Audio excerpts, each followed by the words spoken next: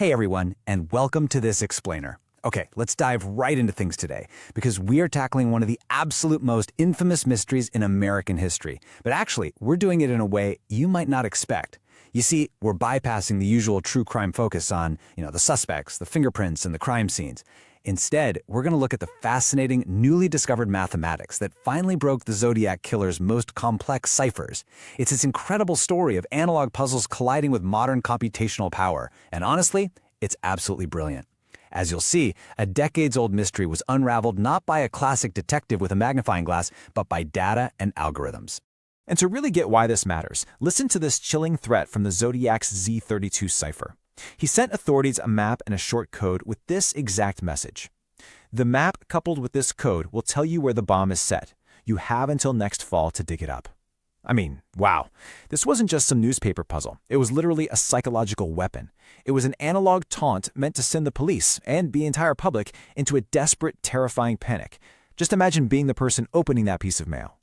But before we get completely lost in the math, let's briefly ground ourselves in the very real tragic stakes of this case. Between December 1968 and October 1969, the Zodiac claimed the lives of 5 confirmed victims across the San Francisco Bay Area. We're talking about the tragic events at Lake Herman Road to Blue Rock Springs, Lake Berryessa, and finally the streets of San Francisco. Now, while he claimed way more victims in his letters, these 5 confirmed tragedies are the dark, undeniable reality behind all of his taunting codes. Section 1. The Enduring Zodiac Mystery. From Murder to Math. So, while the crimes absolutely horrified the public, it's the codes themselves that have haunted cryptographers, mathematicians, and amateur sleuths for over 5 decades. The killer clearly wanted to be known for his intellect just as much as his brutality, right? He desperately wanted to prove he was the smartest guy in the room. And here's the crucial takeaway. 51 years of mystery were finally cracked by modern computational power. The Zodiac created these ciphers back in the late 1960s. We're talking an analog world of compasses, protractors, and graph paper. But to finally see the patterns he hid so deeply within his codes, well, it took the brute force of today's digital algorithms. We literally had to use technology he couldn't have even dreamed of. Section 2. Cracking the 340 Cipher. The 51-year-old puzzle. For half a century, the infamous 340-character cipher sat completely unsolved. It was just a wall of absolute gibberish. That is, until software developer David Oranchek, mathematician Sam Blake, and programmer Jarl Van Eyck made a massive breakthrough using this staggering number, 650,000. That's the number of different digital manipulations or geometric rearrangements that Sam Blake ran the cipher through. He used this custom code-breaking software called AZ-Decrypt. And their thinking was just brilliant. They asked, what if the Zodiac didn't just substitute letters for symbols? What if he physically scrambled and rearranged the message first? So they used software to forcefully test hundreds of thousands of different reading directions. And here is exactly how they finally broke it. The killer used a super complex transposition method. First up, he split the cipher into 3 distinct sections. Second, instead of reading normally from left to right like you'd expect, you actually had to read diagonally, down 1 row and over 2 columns. And finally, you had to shift the text to fix some spelling errors you made along the way.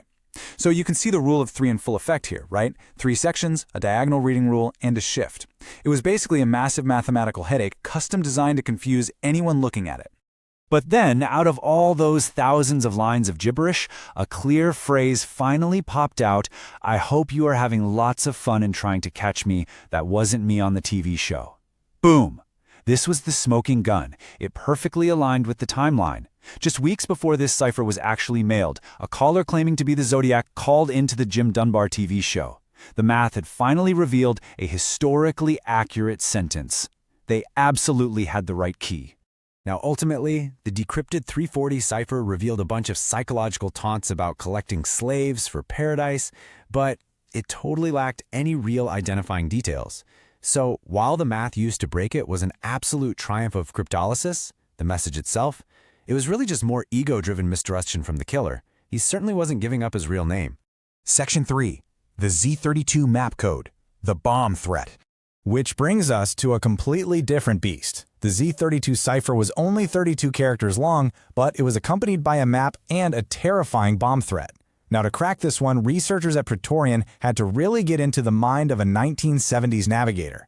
See, the Zodiac specifically instructed that his map is to be set to mag in, So the absolute crucial point to understand here is magnetic declination. Basically, it's the angle on the horizontal plane between magnetic north and true north. In the 1970s Bay Area, this was exactly 16.88 degrees east. And this wasn't just some throwaway detail he added for flavor, it was a strict mathematical requirement to correctly align the map. When analyzing the 32 symbols of this really short code, researchers noticed a highly distinct pattern. The Zodiac had this absolute obsession with the rule of 3 all over again in the Z32 cipher. The cipher itself is divided by 3 triangle symbols into 3 structural sections, and incredibly, that middle section can be broken down into 3 navigational trigrams, which are just groups of 3 characters. This led researchers to a huge realization. This middle section likely contained specific geographic waypoints, like a direction, a distance, and an action. Section 4. Radiance and Mount Diablo, the geographic anchor. So the map the Zodiac sent featured a crosshair centered right over Mount Diablo, which is a major peak in the Bay Area.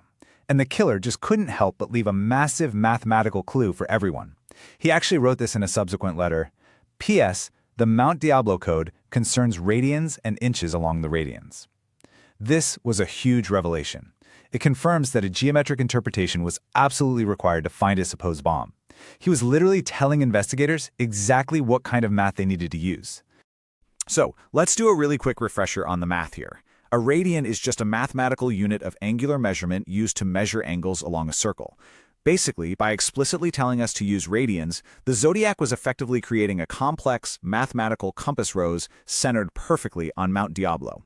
But to figure out exactly how the Zodiac mapped his specific letters to radians and inches, the Praetorian team had to lean on modern computing again.